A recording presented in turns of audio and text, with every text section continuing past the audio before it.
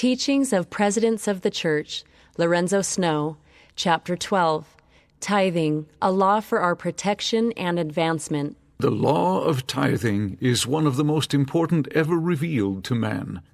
Through obeying this law, the blessings of prosperity and success will be given to the saints. From the Life of Lorenzo Snow.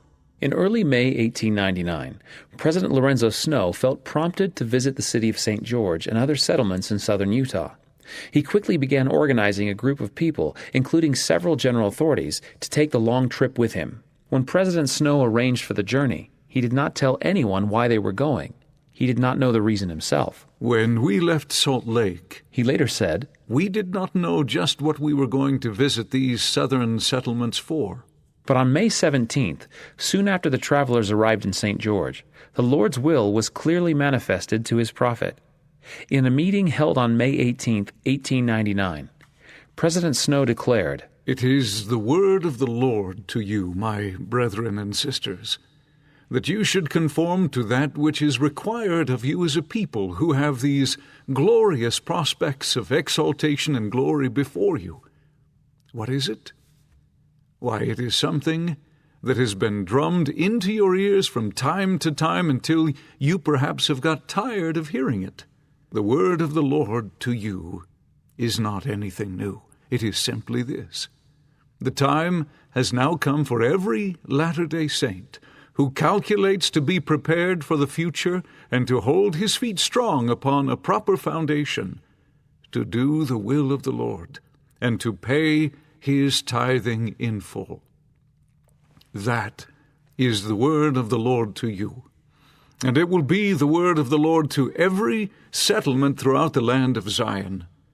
After I leave you, and you get to thinking about this, you will see yourselves that the time has come when every man should stand up and pay his tithing in full. The Lord has blessed us and has had mercy upon us in the past, but there are times coming when the Lord requires us to stand up and do that which he has commanded, and not leave it any longer. What I say to you in this stake of Zion, I will say to every stake of Zion that has been organized. There is no man or woman that now hears what I am saying who will feel satisfied if he or she fails to pay a full tithing. In his previous 50 years as an apostle, President Snow had rarely mentioned the law of tithing in his sermons. That changed in St. George, Utah, because of the revelation he received. I never had a more perfect revelation, he later said, than the revelation I received on this subject of tithing. From St. George, he and his traveling companions went from town to town in southern Utah, and on their way home to Salt Lake City, holding 24 meetings. President Snow delivered 26 sermons. Each time he spoke, he counseled the saints to obey the law of tithing.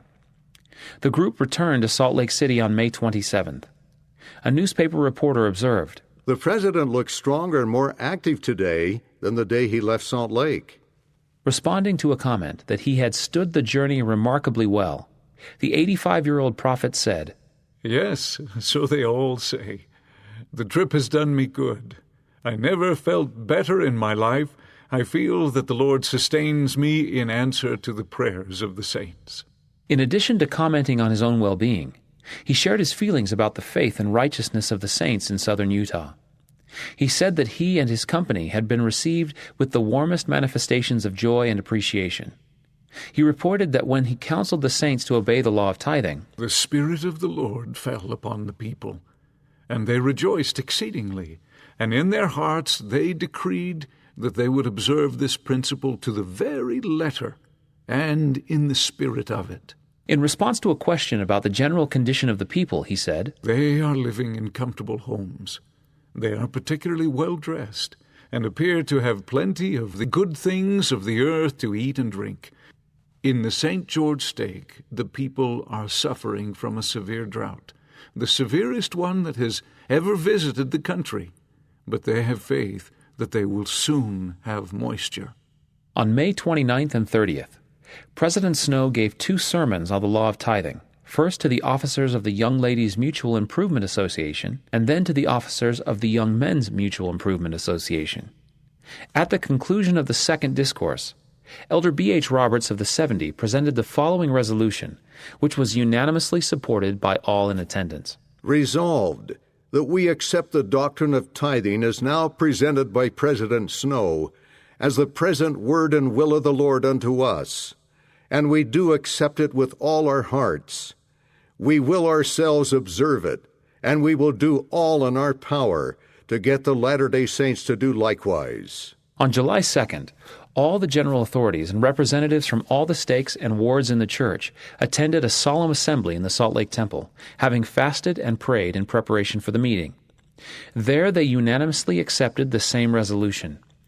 President Snow was true to this resolution himself, teaching the law of tithing in many stakes and overseeing the same effort by other church leaders. In the months after President Snow's visit to southern Utah, he received word of the Latter-day Saints' renewed dedication to obey the law of tithing. This news gave him the greatest pleasure and satisfaction, for he knew that through continued obedience to this law, the blessings of the Almighty would be poured out upon this people, and the church would progress with a force and rapidity that had never been experienced before. President Snow had repeatedly assured the saints that they would be blessed individually, both temporally and spiritually, as they obeyed the law of tithing. That promise was partially fulfilled in August 1899, when the people of St. George enjoyed temporary relief from their drought. Their faith was rewarded with 2.93 inches of rain, more than they had received in the previous 13 months combined. President Snow had also promised that obedience to the law of tithing would bring blessings to the church as a whole. He felt certain that the tithes of the faithful would enable the church to break free from its indebtedness, which had come largely as a result of persecution. This promise was fulfilled in 1906, 5 years after he died. In the April 1907 General Conference, President Joseph F. Smith announced, "There never has been a time in the history of the church, I believe, when the law of tithing was observed more universally and more honestly than it has been observed by the Latter-day Saints of late. The tithes of the people during the year 1906 have surpassed the tithing of any other year. This is a good indication that the Latter-day Saints are doing their duty, that they have faith in the gospel, that they are willing to keep the commandments of God, and that they are working up to the line more faithfully, perhaps, than ever before. I want to say another thing to you, and I do so by way of congratulation. And that is, that we have, by the blessing of the Lord and the faithfulness of the saints in paying their tithing, been able to pay off our bonded indebtedness. Today the Church of Jesus Christ of Latter-day Saints owes not a dollar that it cannot pay at once.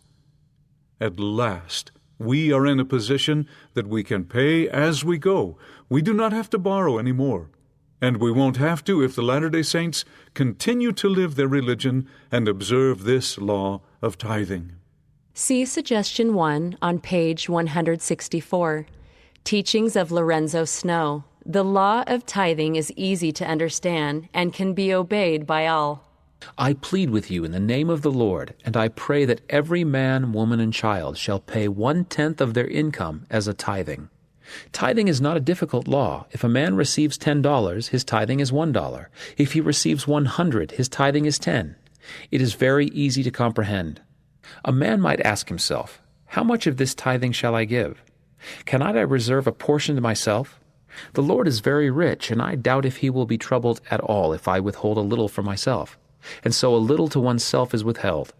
But that very little that is reserved will trouble that man, if his conscience is like the consciences of most of the Latter-day Saints. It will trouble him more or less in the daytime, and also when he thinks of it at night. He does not have that happiness that it is his privilege to enjoy. It goes from him. A part of a tithing is no tithing at all, no more than immersing only half a person's body is baptism. There is no man or woman who cannot pay 1/10 of what he or she receives. Brethren and sisters, we want you to make this matter a subject of prayer. Instead of having such groveling ideas as some have in regard to money, we should pay our tithing. What the Lord requires of us is to pay our tithing now, and He expects every person in the future to pay his or her tithing. We know what 1/10 is. Let us pay that to the Lord. Then we can go to the bishop with an open face and ask him for our recommend to go to the temple. I say to you in the name of the Lord God of Israel, If you will pay tithing from now on, the Lord will forgive you for all the past non-payment of tithing, and the blessings of the Almighty will be poured out upon this people. I want to have this principle so fixed upon our hearts that we shall never forget it. As I have said more than once, I know that the Lord will forgive the Latter-day Saints for their past negligence in paying tithing, if they will now repent and pay a conscientious tithing from this time on. See Suggestion 2 on page 165. When we pay tithing, we contribute to the work of the church. This church could not go on unless there was revenue, and this revenue God has provided for through the law of tithing. Our temples, in which we receive the highest blessings ever conferred on mortal man, are built through revenue. We never could send the elders out into the world to preach the gospel, as we are now doing, unless there was revenue to do it. Then there are 1,000 other things constantly occurring for which means are required. If some of the Latter-day Saints had not paid tithing, our 4 temples here in 1899 never would have been erected, and the judgments and statutes of God pertaining unto exaltation and glory never could have been kept. The first principle of action to the Latter-day Saints is to sanctify the land by keeping this law of tithing and placing themselves in a position where they can receive the ordinances that pertain unto exaltation and glory of our dead. See Suggestion 3 on page 165. The Lord will bless us temporally and spiritually as we obey the law of tithing. The law of tithing is one of the most important ever revealed to man. Through obeying this law, the blessings of prosperity and success will be given unto the saints. If we will keep that law, the land will be sanctified, and we shall be counted worthy to receive the blessings of the Lord and to be sustained and supported in our financial affairs and in everything we do, temporal as well as spiritual. The temporal salvation of this church depends upon obedience to this law. Poverty exists among the Latter-day Saints and always will exist until we at least obey the law of tithing. I believe truly if the Latter-day Saints will conform with this law, we can claim deliverance from every evil that may come upon us. Here is a law revealed specially for our protection and safety, as well as for our advancement in the path of righteousness and holiness, a law by which the land on which we dwell might become sanctified. A law by which Zion might be built up and established, never more to be thrown down or removed out of her place by wicked and ungodly men. We have temples, and we receive blessings pertaining to them, even the highest ordinances ever administered to man on the earth, by reason of our obedience to this law. We can never be prepared to see the face of God until we are conscientious in the payment of tithes and other duties. I have spoken plainly, and I say it comes from the Lord what I have said to you in regard to tithing. You act now according to the Spirit of the Lord, and your eyes will be opened. See Suggestion 4 on page 165. Parents and teachers have a responsibility to pay tithing and then teach children to do the same. Teach children to pay their tithing while they are young. You mothers, teach your children that when they get any money, they should pay 1/10 of it to the Lord, however little it may be. Educate them to pay their tithing in full. It is meet and proper that officers and teachers in the church should receive in their hearts and very souls the spirit of this law, so that they may be fully qualified to impart the same and to impress the rising generation with its importance and sacredness. It is required of you, my brethren and sisters, to not only obey the law yourselves, but to teach it to others, even to the rising generation, and in proportion as you are able to receive the spirit of it, you will be able to impart it and teach it. I require it at your hands, not only to obey it, but to teach it to the children of the Latter-day Saints, and to impress it upon the tablets of their memories, so that when they shall grow into years of discretion, it may be said they were taught it, and that they obeyed it from their youth up. See Suggestion 5 on page 165. Suggestions for study and teaching. Consider these ideas as you study the chapter or as you prepare to teach. For additional help, see pages Roman numeral 5 through Roman numeral 7. Number 1. Review the account of President Snow receiving the revelation about tithing, pages 157 through 160. Think about his willingness to travel to St. George and the people's readiness to obey the law of tithing. What can we gain from this account? Number 2. In what ways is tithing not a difficult law? For some examples, see pages 160 through 161. Why might some people think the law of tithing is difficult to obey? How might President Snow's teachings help someone gain a testimony of paying tithing?